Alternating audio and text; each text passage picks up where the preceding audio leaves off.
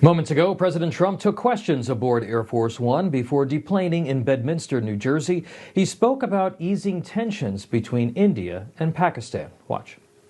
But we solved the big problem, a nuclear problem, potentially, with India and with Pakistan. And I spoke to Pakistan, I spoke to India. They have really great leaders. But they were going at it, and they could have gone at it nuclear, both nuclear countries, strong nuclear countries. And they talked about trade, and they said, we're not doing trade if you guys are going to be throwing bombs at each other. And they both stopped.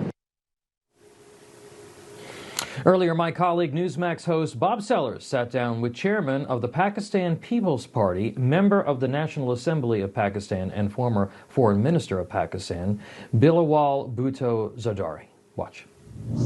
Chairman, it's great to have you with us. We appreciate it. Give us a situation right now. Pakistan, India, obviously there have been some problems, especially in recent weeks and months. Tell me how things are right now. Thank you. Thank you so much for having me.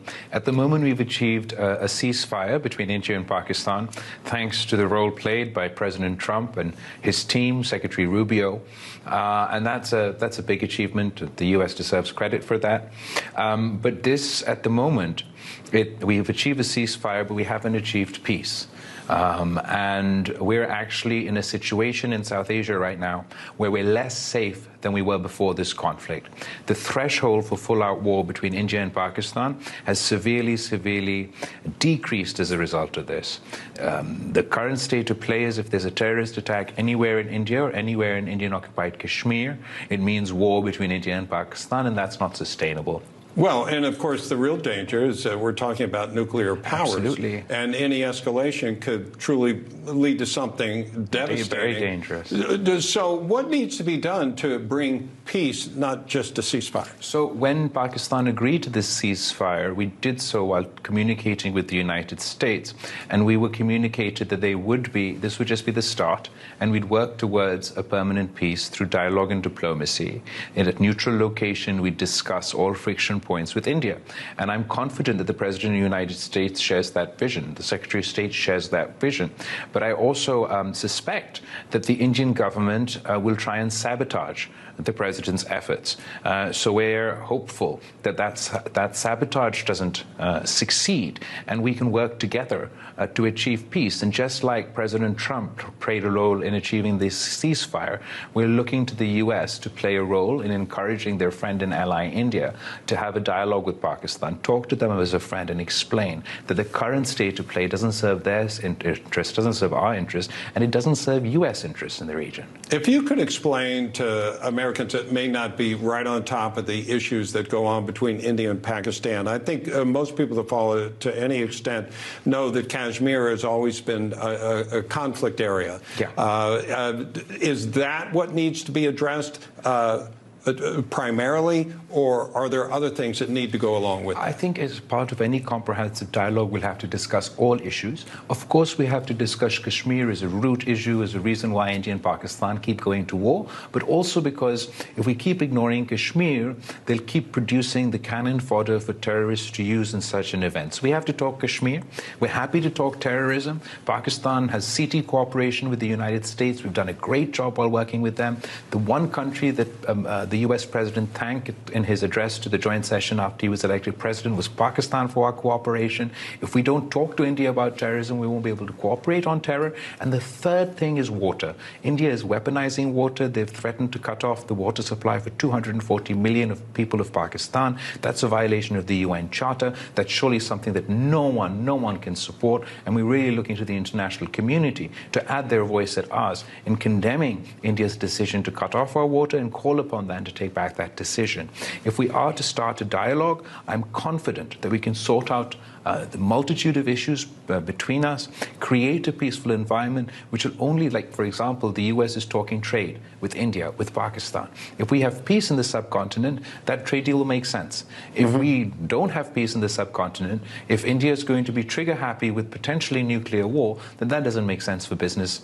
It doesn't make sense for the United States. It doesn't make sense for us, and it doesn't make sense for them. What role do you think President Trump could play? You say he's played a role in a ceasefire. What do you think he should do, either directly or with people representing I think him? that President Trump is the one man at the moment who can bring about peace between India and Pakistan.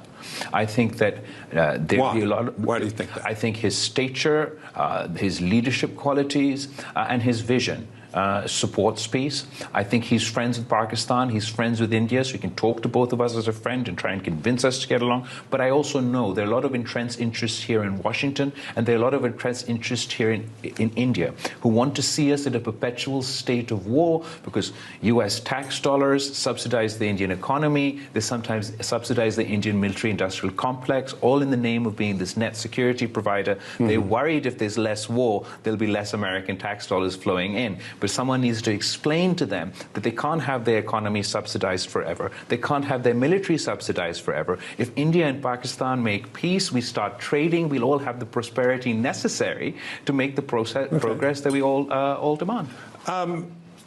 Trade?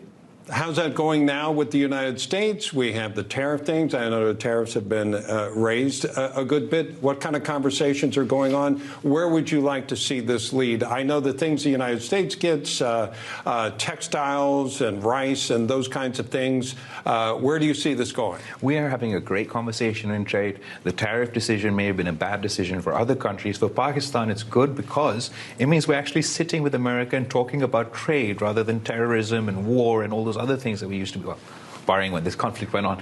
And now we have, for the first time, have an opportunity to talk in depth, see how we can expand the agricultural cooperation between the two countries. Pakistan has a wealth of mineral resources. We want to work with America to build the business in the mineral sector. There's the tech component where the world is our oyster as far as the potential that we can unlock on that front.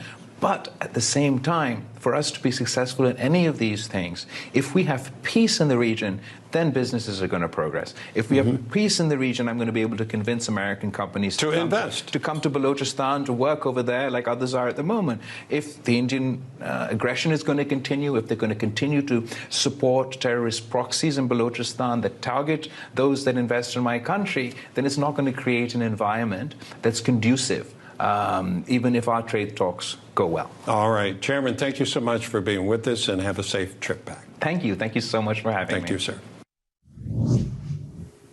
And